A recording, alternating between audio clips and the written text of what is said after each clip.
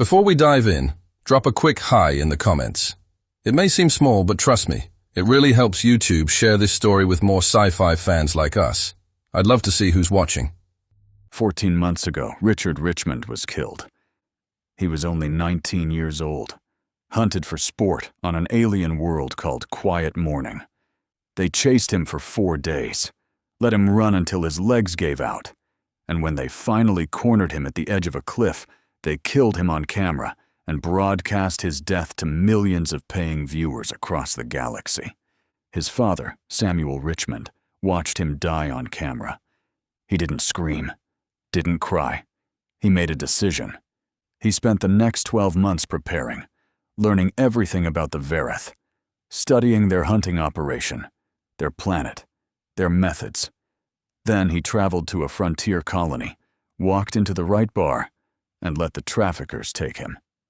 Samuel was dropped onto the same planet, the same jungle, the same hunters. They expected him to run. He didn't. In 3 days, he killed 2 of them, made it look like accidents. The hunters are starting to realize something is wrong.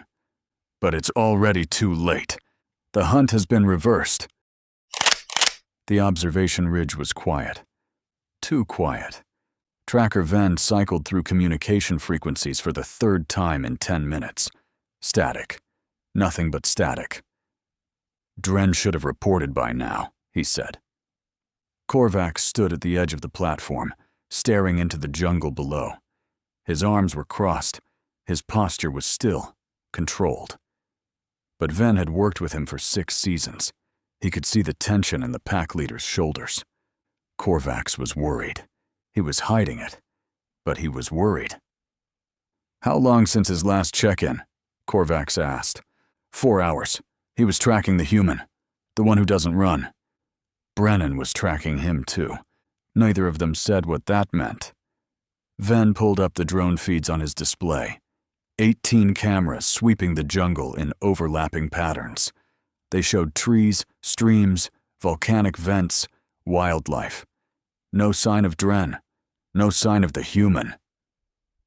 "He's using our blind spots," Ven said.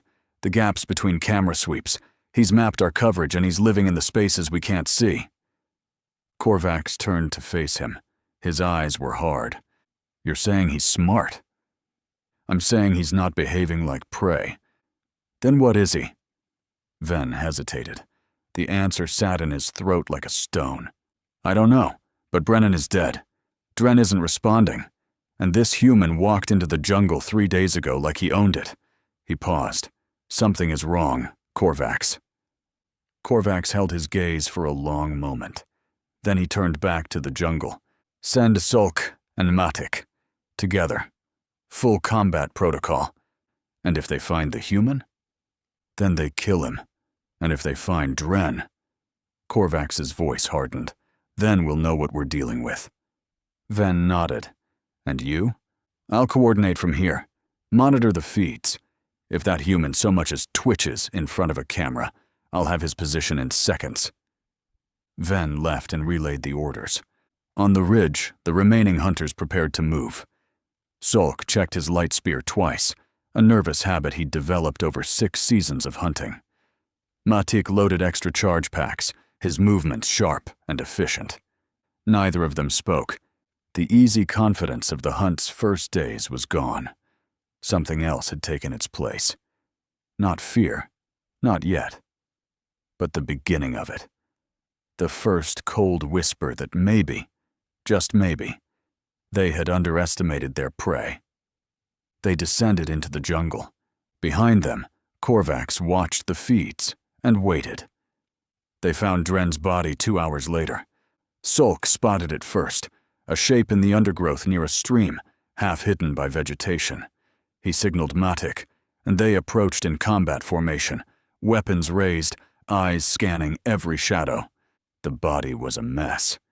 Claw marks across the torso, bite wounds on the throat and shoulders, equipment scattered in a wide radius, consistent with a violent struggle. Dren's light spear was missing, but his scanner lay nearby, cracked but intact. "Predator attack," Mathik said. His voice was flat, unconvinced. Sulk crouched beside the body, examining the wounds. He'd seen predator kills before, hundreds of them. The jungle was full of things that killed and ate whatever they could catch. Something was wrong. "The wounds are right," he said slowly. "Spacing, angle, depth, all consistent with a thornback attack. But..." Sulk pointed at the ground. "No thornback tracks. They're heavy. They leave marks. And look at the blood pattern. It flows toward the stream, but the body was dragged away from it. Thornbacks don't do that. They eat where they kill." Matic's grip tightened on his light spear. "What are you saying?" "I'm saying this was staged." The word hung in the air between them. Staged. Prey didn't stage kills. Prey didn't set traps. Prey didn't systematically eliminate hunters one by one and make it look like accidents. But something was doing exactly that. Sulk activated his communication device. "Pack leader, we found Dren. Status? Dead. Made to look like a predator attack, but the scene doesn't add up. I think..." Sulk stopped, swallowed, forced himself to say the words. "I think the human did this." Silence on the channel, then Korvax's voice, cold and sharp. "Explain." "The trap that killed Brennan. Now this. It's not luck, Korvax. It's not coincidence. He's hunting us." More silence. When Korvax spoke again, his voice had changed. The dismissive arrogance was gone, replaced by something harder. "Return to the ridge, both of you. No more splitting up. We regroup and reassess." "Understood." Sulk and Matic exchanged glances. Neither said what they were both thinking. That regrouping was an admission of something none of them wanted to admit. They were being hunted. By prey. Samuel watched them go. He was 200 meters away, concealed in a rock formation overlooking the stream. He'd been there the whole time, motionless, waiting to see how they reacted to his handiwork. They were scared. Good. Fear made people stupid, made them cluster together, seek safety in numbers, abandon the tactics that made them effective. The Verath were pack hunters, but their packs worked best when spread out, coordinating, covering multiple angles. Bunched together, they lost their advantage. Samuel was counting on that. He watched Sulk and Matic retreat toward the ridge, moving fast, checking over their shoulders every few seconds. The confidence was gone from their movements. They walked like prey now. 4 hunters left, Korvax, Sulk, Matic, and Ven, but he was support, drone operator, tracker. In a direct confrontation, he'd be the weakest link. But Sulk and Matic were experienced shooters, dangerous in a fair fight. Samuel had no intention of fighting fair. And then there was Korvax, the pack leader, the one who'd supervised Richard's death, the one who'd laughed while a 19-year-old boy died screaming in front of millions of viewers. Samuel had saved him for last. He shifted position, easing cramped muscles, keeping his movement slow and controlled. The afternoon heat was building, the jungle transitioning from merely oppressive to actively hostile. Steam rose from the volcanic vents, and the air tasted like sulfur and rot. The hunters would regroup on the ridge. They'd fortify their position, stick together, wait for their prey to make a mistake. Samuel wouldn't make a mistake. He would wait, watch, learn their new patterns, find the gaps, and then he would take them apart. On the observation ridge, the mood had changed. Korvax stood at the central display, studying the terrain maps, the drone feeds, the communication logs. Ven worked the tracking station in silence, cycling through frequencies, checking for any sign of their quarry. Sulk and Matic had returned 20 minutes ago. They stood near the perimeter, weapons ready, eyes on the jungle below. No one was watching the remaining human prey anymore. The broadcast had shifted focus. Instead of hunting footage, the viewers were now watching a different kind of drama. The hunters themselves, confused and off balance, 2 of their number dead under mysterious circumstances. The ratings were through the roof. Korvax didn't care about ratings. He cared about the human who was making fools of his pack. "Show me everything," he ordered Ven. "Every drone feed from the past 3 days. The blind spots, every gap in coverage." Ven pulled up the data. Holographic displays filled the air, showing patrol routes, camera angles, coverage maps. The blind spots were highlighted in red, small gaps where the drone patterns didn't overlap, brief windows where a careful observer could move unseen. There were dozens of them. "He's been mapping us," Ven said quietly, "learning our patterns, using our own system against us." Korvax studied the display. The cold feeling in his chest was spreading. He'd hunted humans for years, dozens of them. They ran, they hid, they begged and screamed and died. That was the natural order.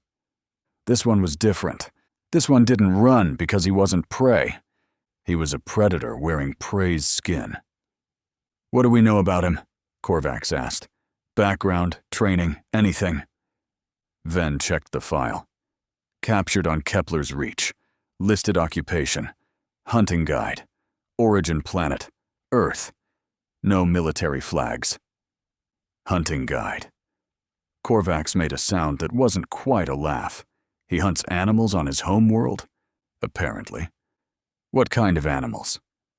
Ven searched the database, pulled up information on Earth, on its ecosystems, on its apex predators. Large mammals mostly. Bears, wolves. Some of them weigh several hundred kilograms. They have claws, teeth, strength far beyond human capability.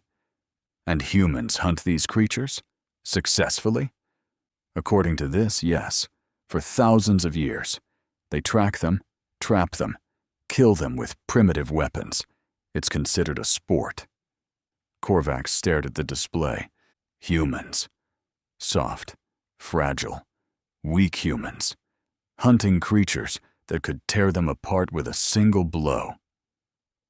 Not because they were stronger, because they were smarter, because they were patient, because they learned. "We underestimated him," Korvax said. The words tasted like poison. "What do we do?" Korvax turned to face his remaining hunters, Sulk and Matic, veterans both, loyal and capable. Ven, the tracker, the eyes of the pack. 4 against 1. The odds were still in their favor. They had technology, weapons, knowledge of the terrain. The human was alone, outnumbered, operating with salvaged equipment and improvised tactics. "We changed the game," Korvax said. "No more passive hunting, no more waiting for him to make mistakes. We go on the offensive. We flush him out. We corner him. And we kill him." Sulk nodded. Matik checked his weapon. Ven hesitated. "How?" "He knows our patterns. He's already in our blind spots." "Then we eliminate the blind spots, new drone configurations, overlapping coverage, no gaps.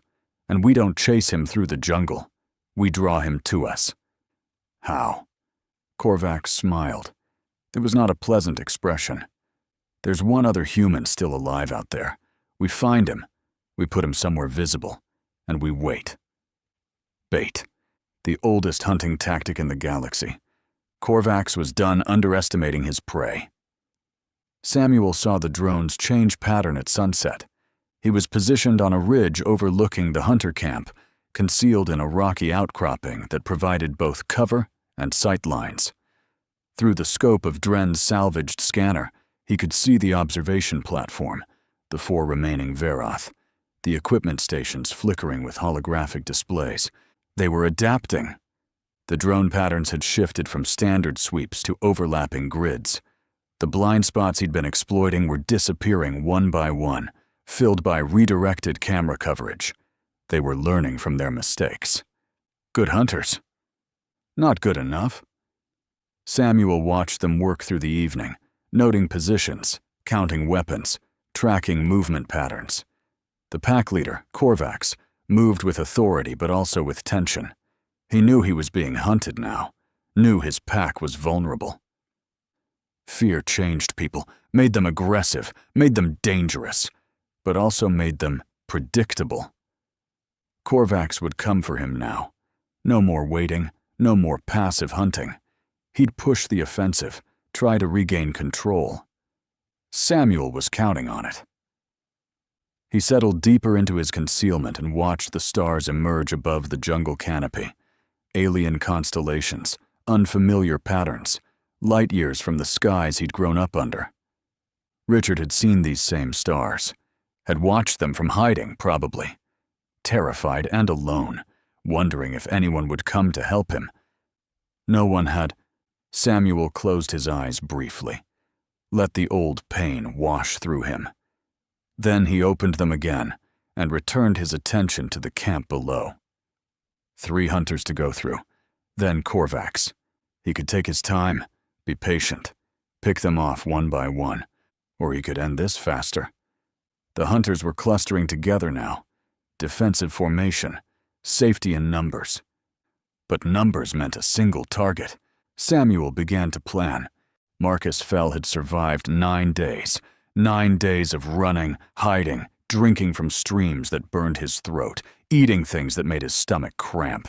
9 days of listening to the jungle scream around him, waiting for the moment when the hunters would finally corner him. That moment had come. They'd found him at dawn, huddled in a hollow beneath a fallen tree. He'd heard them coming, but had nowhere to run. The jungle behind him was impassable, a wall of thorns and volcanic rock.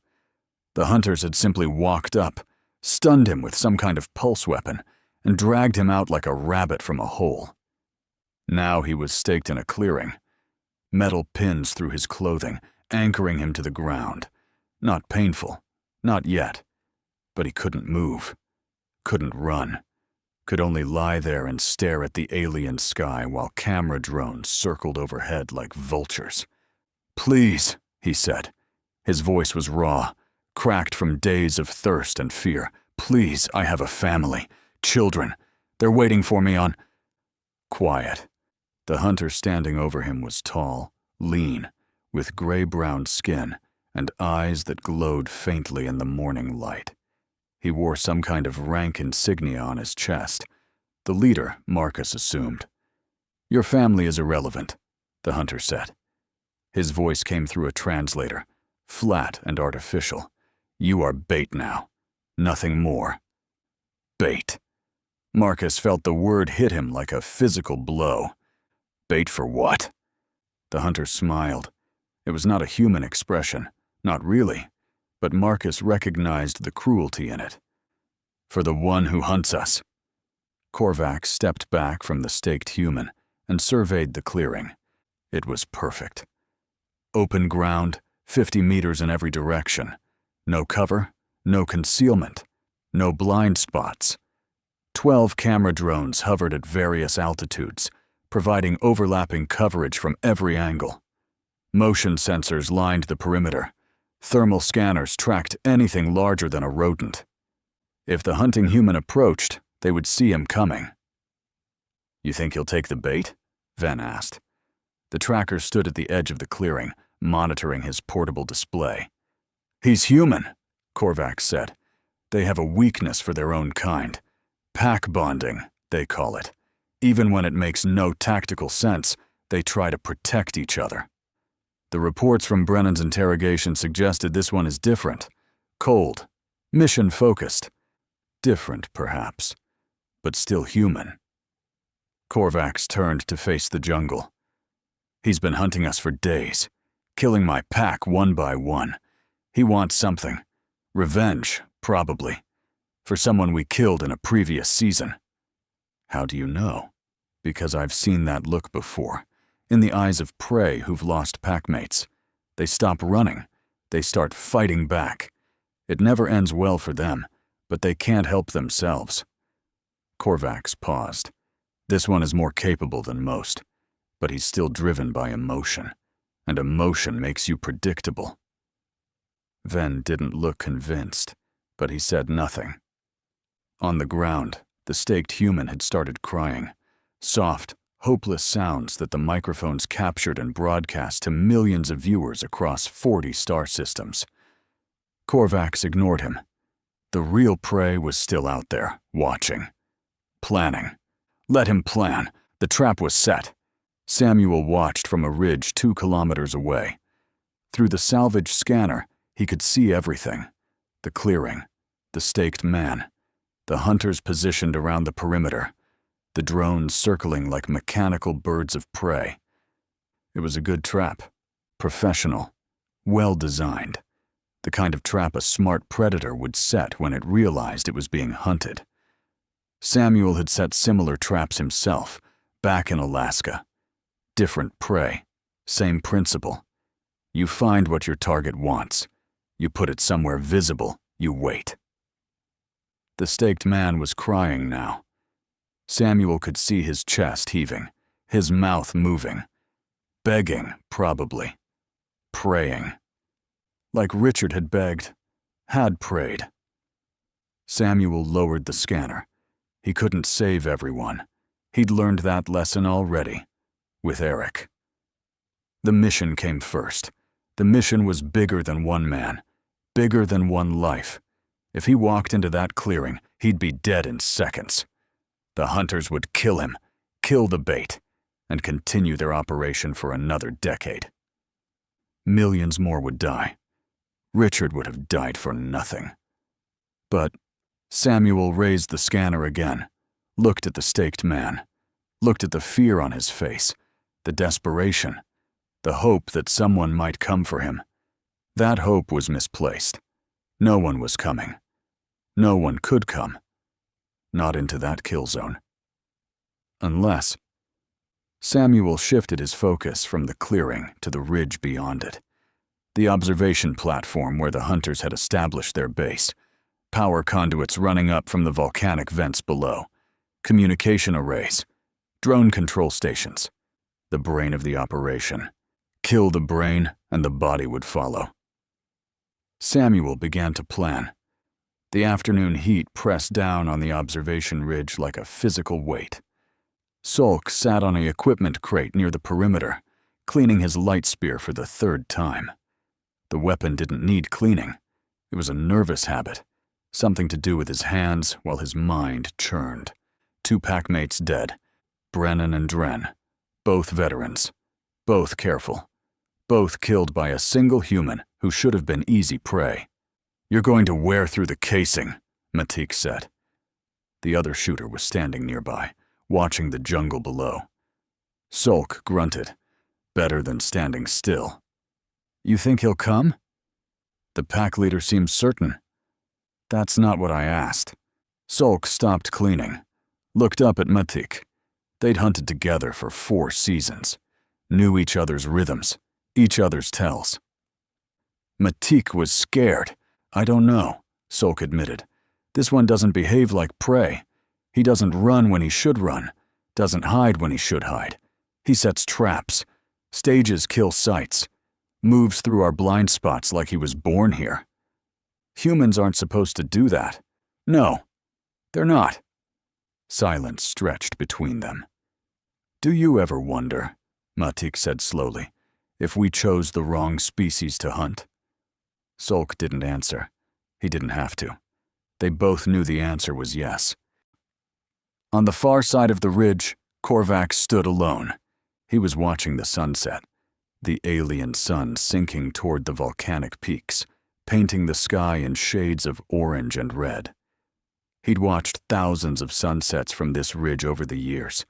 Each one marked the end of a hunt, the conclusion of another successful broadcast. This sunset felt different. Korvax had been hunting for 18 years, started as a young tracker, worked his way up through the pack hierarchy, earned his position through skill and ruthlessness. He'd killed more prey than he could count. Humans, Drellic, Yanari, a dozen other species deemed acceptable targets under galactic law. He'd never felt like prey himself. Until now, the human out there, the one who hunted his hunters, was unlike anything Korvax had encountered. Not stronger, not faster, not better equipped, but something else.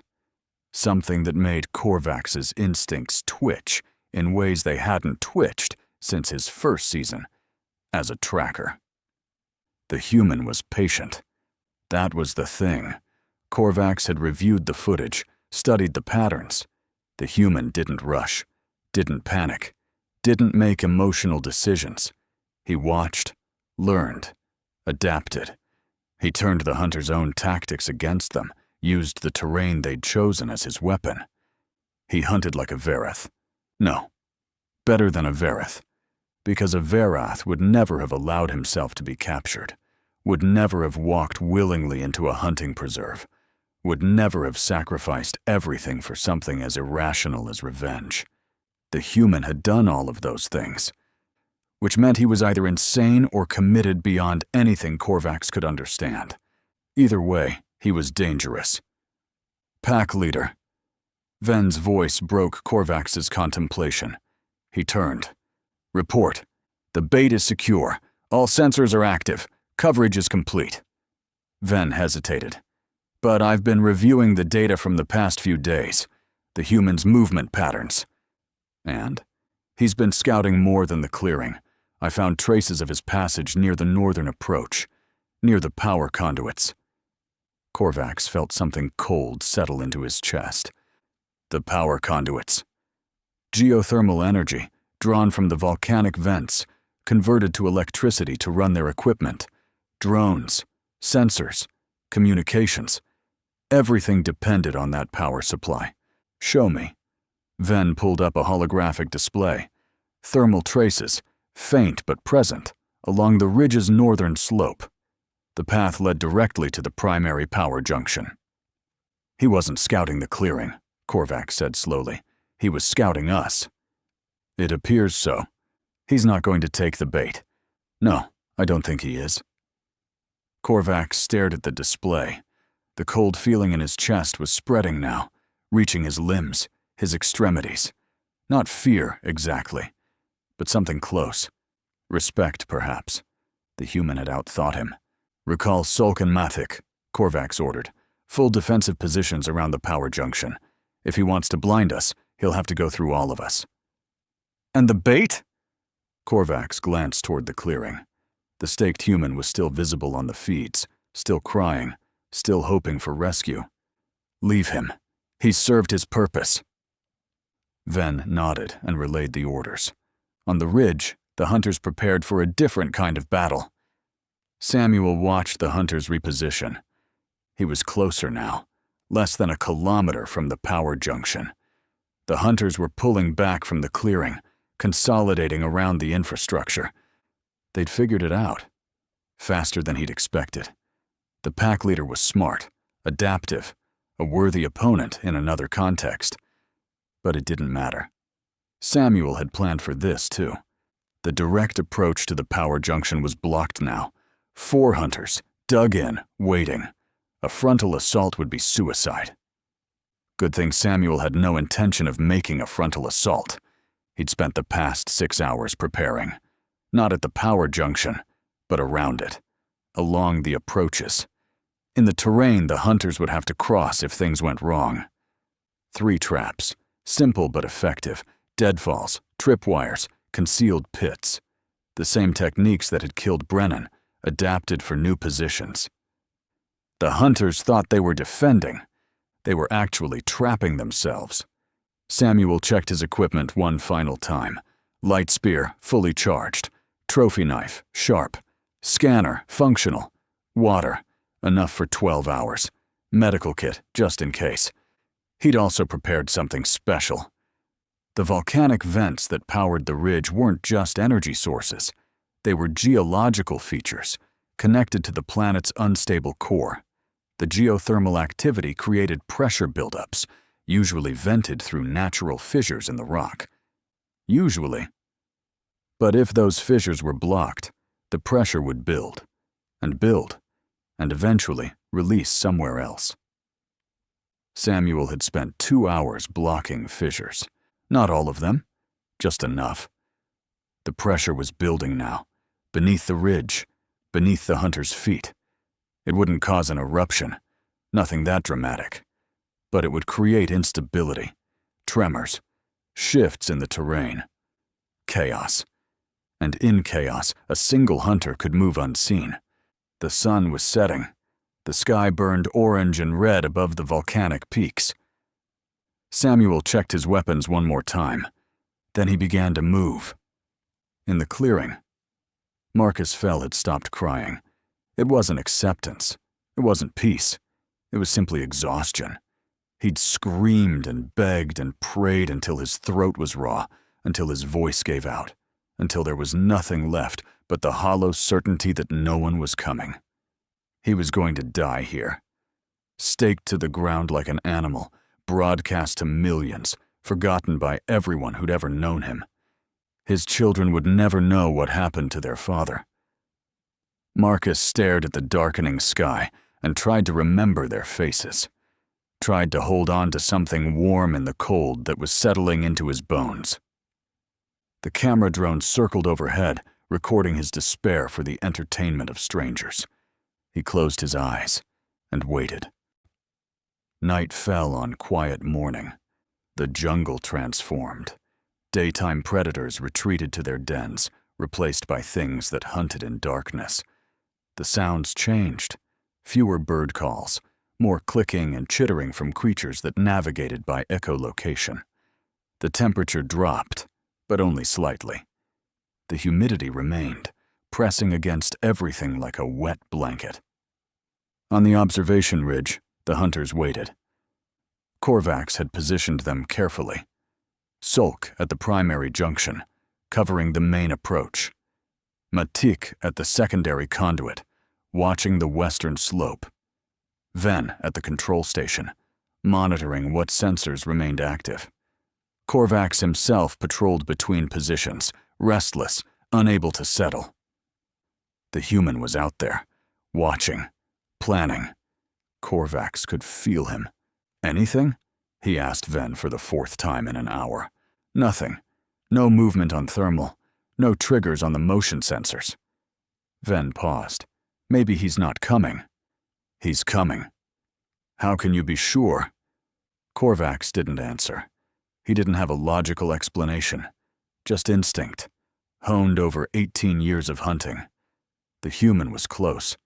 Korvax could feel it in his bones, in the way his skin prickled, in the subtle wrongness of the too quiet jungle. Something was about to happen. The first tremor hit at midnight. It was small, a vibration in the rock, barely perceptible, the kind of minor seismic activity that happened constantly on a volcanic world. But Korvax noticed. Ven, seismic readings. Ven checked his display, frowned.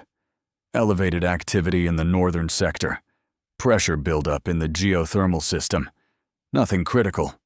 But, it's unusual. The vents should be releasing this pressure naturally. Something's blocking them. The cold feeling in Korvax's chest turned to ice. He's not attacking the power station, he said slowly. He's attacking the planet. The second tremor hit. Stronger this time. Equipment rattled on the ridge. Somewhere in the jungle below, something roared in alarm. All positions report! Korvax barked into his communicator. Sulk here, holding steady. Matik here. I felt it. What's happening? Before Korvax could answer, the third tremor hit. This one was different. The ground shifted beneath their feet. A crack appeared in the rock near the primary junction, steam hissing up from below. The drone control station flickered. Somewhere in the darkness, a section of the ridge collapsed, taking a sensor array with it. Chaos. Exactly as Samuel had planned. Samuel moved through the darkness like a ghost. The tremors covered his approach. Every vibration masked his footsteps. Every hiss of steam concealed his breathing. The hunters were distracted, focused on the geological chaos unfolding around them. They never saw him coming. He reached the perimeter in under 3 minutes, slipped past the motion sensors, now flickering and unreliable, avoided the camera drones, their patterns disrupted by the seismic activity. The power junction was 50 meters ahead. Samuel could see Sulk positioned there, light spear raised, scanning the darkness. The hunter was nervous, jumping at shadows. The tremors had rattled him. Good. Samuel circled wide, using the terrain for cover. A volcanic outcropping here, a fallen tree there. Each movement precise, economical, silent. 30 meters. 20. 10. Another tremor hit.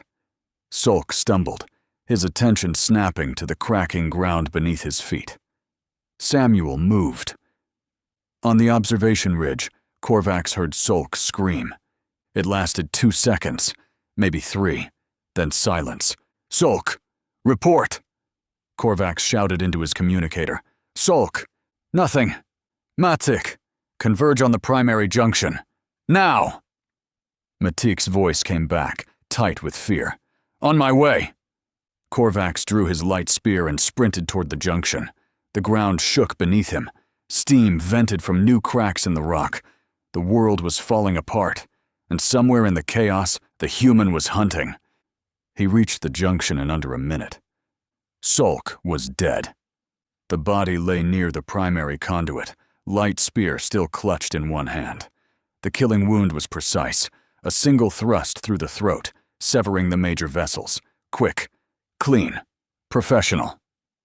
No sign of the human. Matik arrived seconds later, breathing hard. He saw Sulk's body and went pale beneath his gray-brown skin. "Where is he?"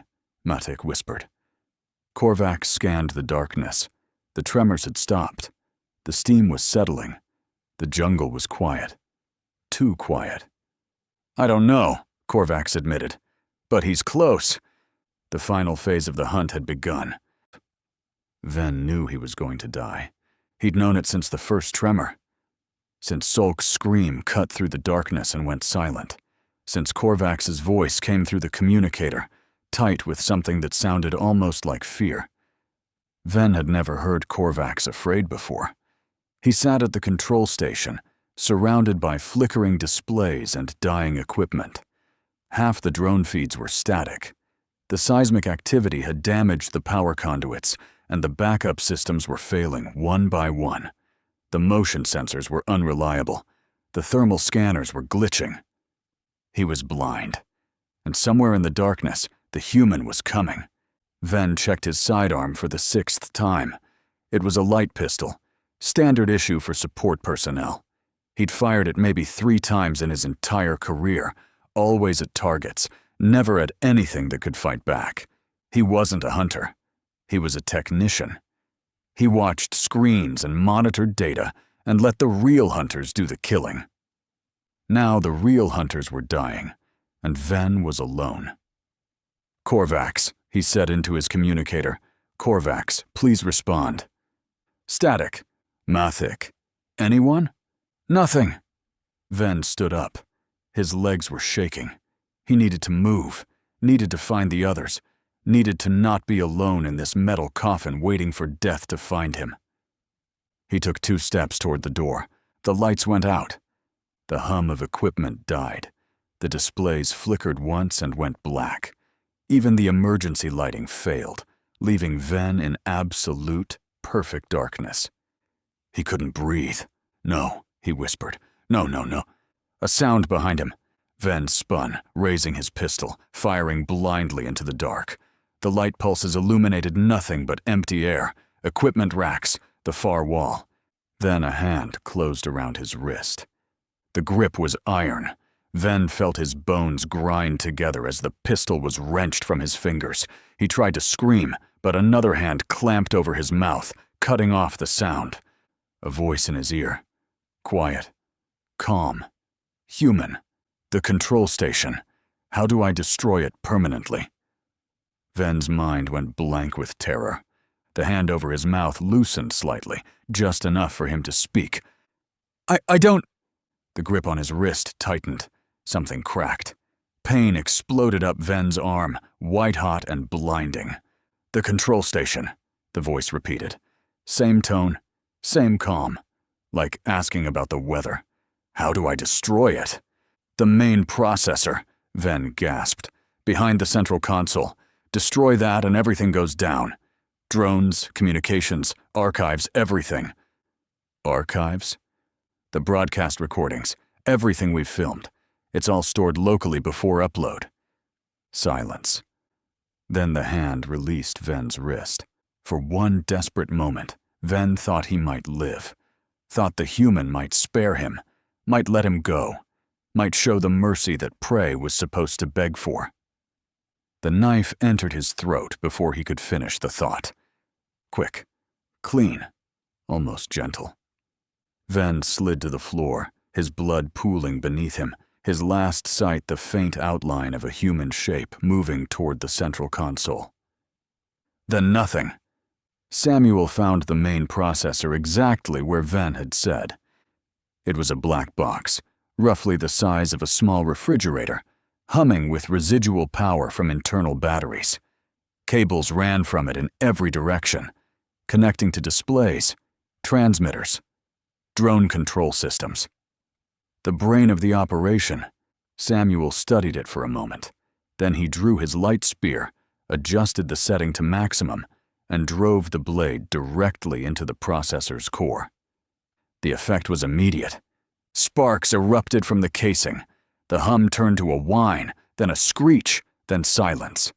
Somewhere outside, Samuel heard the distant sound of drones falling from the sky, their control signals severed. The cameras were dead. The broadcast was over. Samuel pulled the spear free and wiped the blade on his sleeve. The control station was dark and silent around him, filled with the smell of burned circuitry and fresh blood. One target down, 2 remaining. Korvax heard the drones fall. A series of distant crashes scattered across the jungle as the machines lost bore and dropped from the sky. The sound was wrong, unnatural. Drones didn't just fall. They had redundant systems, backup power, emergency protocols. Unless someone had destroyed the control station. "Ven," Korvax said into his communicator. "Ven, report." Static. "Matic. Status." Matic's voice came back, tight with fear. "I heard it too. The drones are down. All of them. What's happening?" "The human. He's taken out the control station." "Ven?" "Not responding." Silence on the channel. Korvax looked around. The ridge was dark now, lit only by the faint glow of volcanic vents in the distance. Without the drones, without the sensors, they were operating blind. The human could be anywhere. Could be right behind them. "Matek, converge on my position. We stay together. On my way." Korvax raised his light spear and scanned the darkness. His eyes were better than human eyes, adapted for low-light conditions, capable of seeing heat signatures. But the jungle was full of heat. Volcanic vents, warm-blooded creatures, residual energy from the seismic activity. The human was hiding in that noise. Korvax had never felt so vulnerable.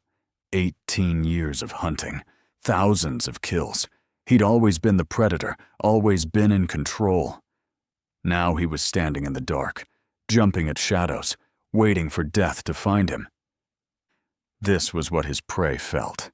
He understood that now. "Korvax," Matic's voice again, closer this time. "I'm approaching from the south, 50 meters out. I see you. Keep coming." A few moments later, Matic emerged from the darkness. His eyes were wide, his breathing rapid. He looked like prey. "They both did. What do we do?" Matic asked. Korvax didn't have an answer. The human had destroyed their infrastructure, killed their packmates, turned their hunting ground into a death trap. Every advantage they'd had was gone. All that remained was survival. "We get off this ridge," Korvax said. "Make for the extraction point. Call for emergency pickup." The communication array. "There's a backup transmitter at the secondary site, 2 kilometers east. If we can reach it, we can signal for extraction." Matic nodded. It wasn't much of a plan, but it was something. They started moving. Samuel let them go. He watched from the shadows as Korvax and Matic descended from the ridge, heading east toward the secondary site. They moved in formation, covering each other, checking every shadow. Professional. Disciplined. Scared. Samuel didn't follow directly. He knew where they were going, knew the terrain better than they did now, after days of scouting and preparation. And he knew what was waiting for them.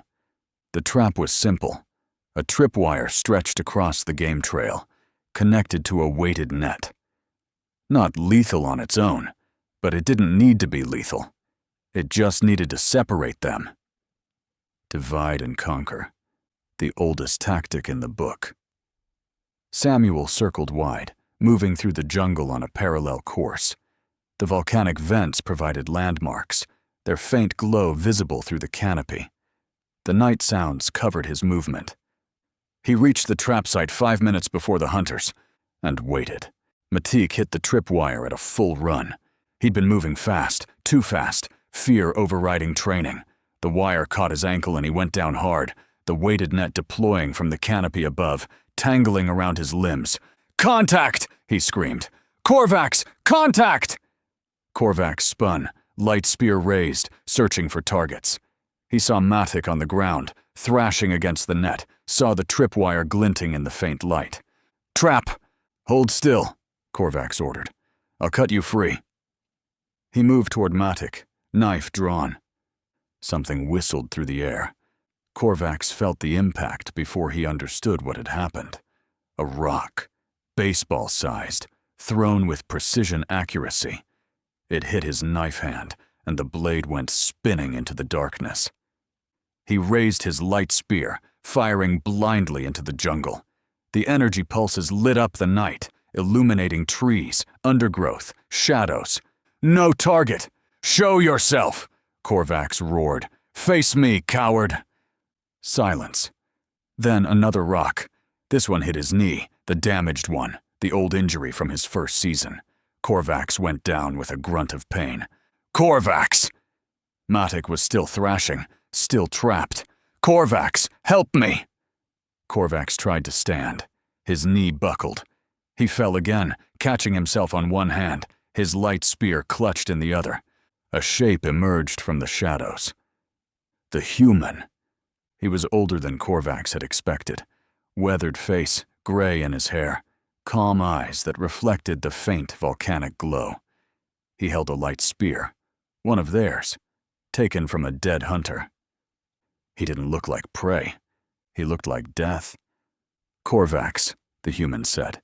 His voice was quiet, conversational. "Pack leader, 18 years of hunting, 47 human kills." Korvax stared at him. "How do you know that?" "Brennan told me, before he died." The cold in Korvax's chest spread to his entire body. "What do you want?" he asked. "Ransom. Freedom? Name your price." The human shook his head slowly. "There's no price. There's no negotiation. There's just you and me and the debt you owe." "Debt? What debt? I don't even know you." The human reached into his pocket, pulled out something small, a photograph, creased and worn from handling. He held it up so Korvax could see. A young human male, brown hair, nervous smile, standing in front of some kind of monument. Korvax didn't recognize him. Then he did. Last season. The finale. The boy who'd run for 4 days before they cornered him at the cliff. The one who'd talked about his father before he died. "My father will find you." "Your son," Korvax said. Not a question. A statement. The pieces falling into place. "Richard." The human's voice didn't change, didn't waver. His name was Richard. He was 19 years old. He was traveling with friends when your people took him. You hunted him for 4 days. You killed him on camera. You broadcast his death to millions. Korvax straightened slightly. Even with his knee screaming, even with his pack dead around him, he was still a pack leader. He would not grovel. "I remember him," Korvax said. "He ran well, lasted longer than most." "He did, and now you're here. For revenge." "Yes." Korvax studied the human. The calm eyes, the steady hands, the complete absence of hesitation. You planned all of this, let yourself be captured, mapped our operations, killed my hunters one by one. He paused. Impressive. For prey. I'm not prey. No, I see that now. Korvax tilted his head. But you're still just one human. You've had your revenge. My pack is dead. Walk away. Disappear into the jungle. I'll report you died in the hunt. No one will come looking. The human shook his head slowly. You think this is negotiable? Everything is negotiable. Not this. The human took a step closer. Richard wasn't content to me. He wasn't entertainment. He wasn't a number on your kill count. He was my son. My only son. Korvax held his ground. And killing me brings him back? No, nothing brings him back. The human's voice was flat, empty. But you don't get to live in a universe where he doesn't. Korvax raised his light spear. The human moved. Korvax fired.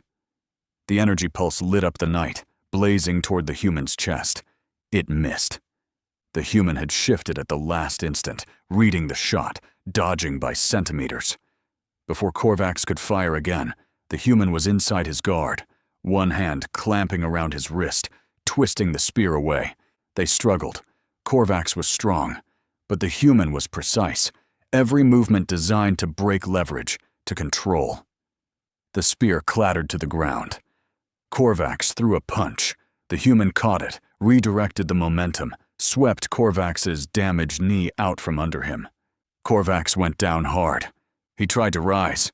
A boot pressed against his throat, pinning him to the ground. 4 days, the human said. Richard ran for 4 days. You've managed about 30 seconds. Korvax bared his teeth. Not a smile. A challenge. Then finish it, human. Prove you're a predator.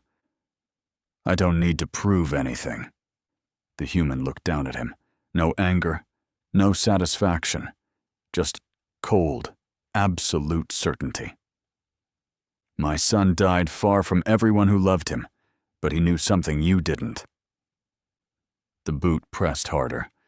He knew I would come. Korvax looked up at the human standing over him, at the steady hands, the empty eyes. The human raised the light spear, Korvax's own weapon, taken from his hands. I'm not prey. I'm a hunter. The light spear came down. Samuel stood over Korvax's body for a long time. The jungle was quiet around him. The volcanic vents hissed in the distance.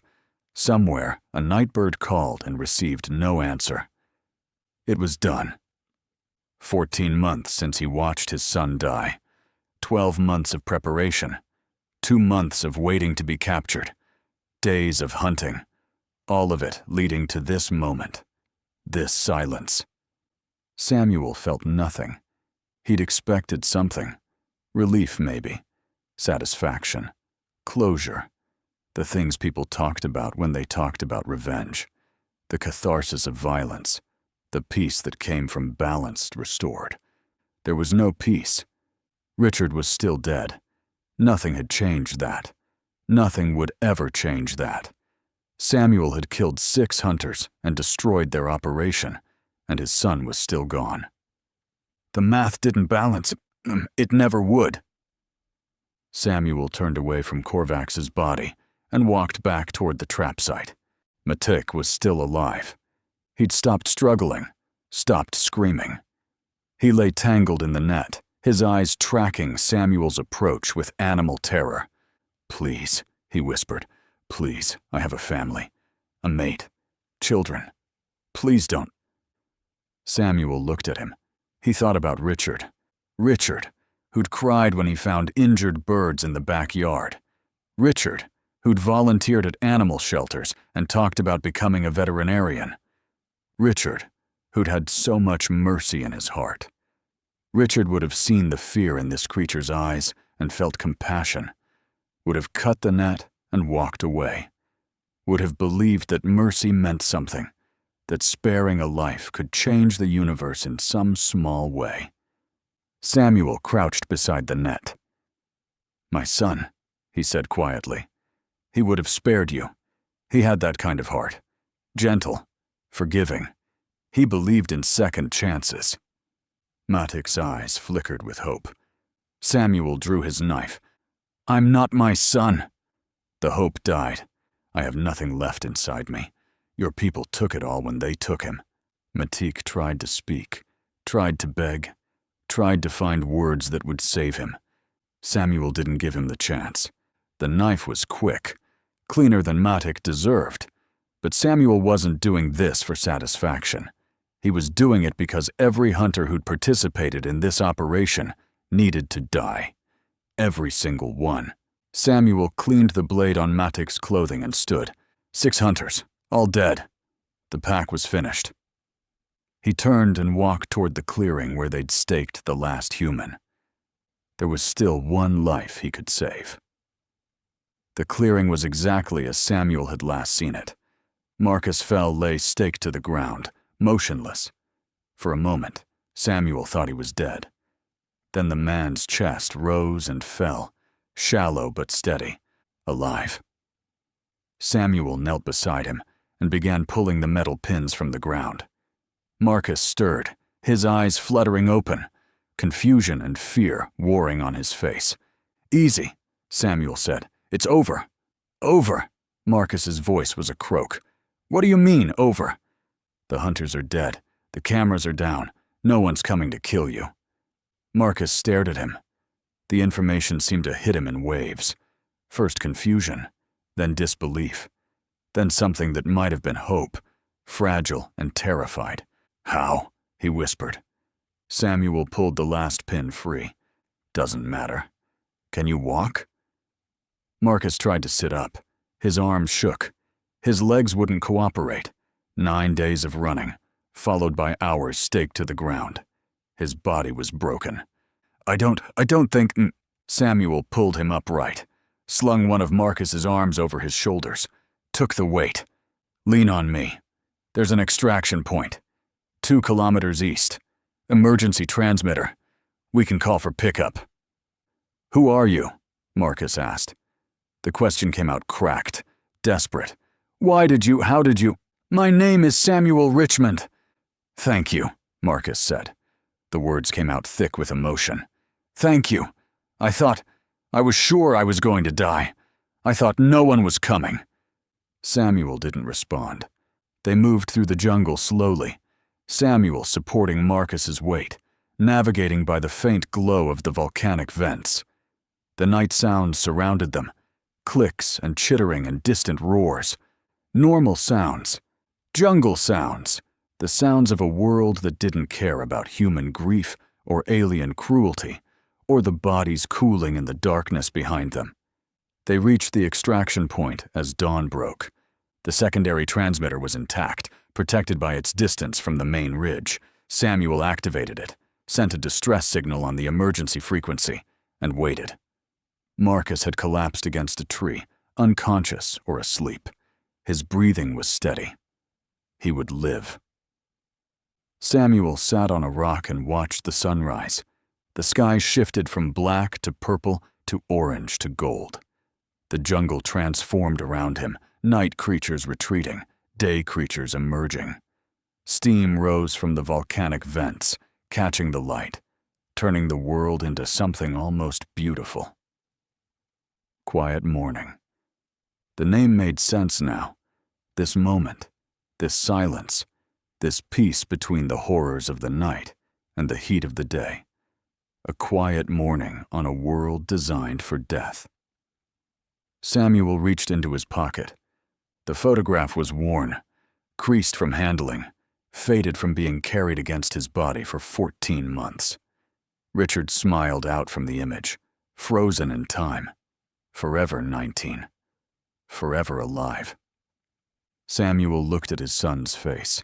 He thought about the day the photo was taken. Richard had just been accepted to his first-choice college. He'd been so excited, so full of plans and dreams and hope for the future. Samuel had taken the picture in front of the acceptance letter, framed and hanging on the wall. Richard had complained about his hair, about the lighting, about looking dorky. Samuel had told him he looked fine. He'd looked perfect. 2 hours later, the sound of an approaching ship broke the silence. Rescue. Extraction. The end of the hunt. Samuel traced the edge of the photograph with his thumb. "You knew I would find them," he said quietly. "And I did." Samuel tucked the photograph back into his pocket and waited. The debt was paid. Hey there, space human. I'm really curious about your thoughts on this video. Drop a quick comment and let me know what's on your mind. Or just say hi if you prefer. Either way, I'd love to hear from you. Also, remember to check the pinned comment. Trust me, it's worth a look. Oh, and one last thing. I've chosen another video for you to watch. Just click the card here, or here if you want the whole playlist. See you there.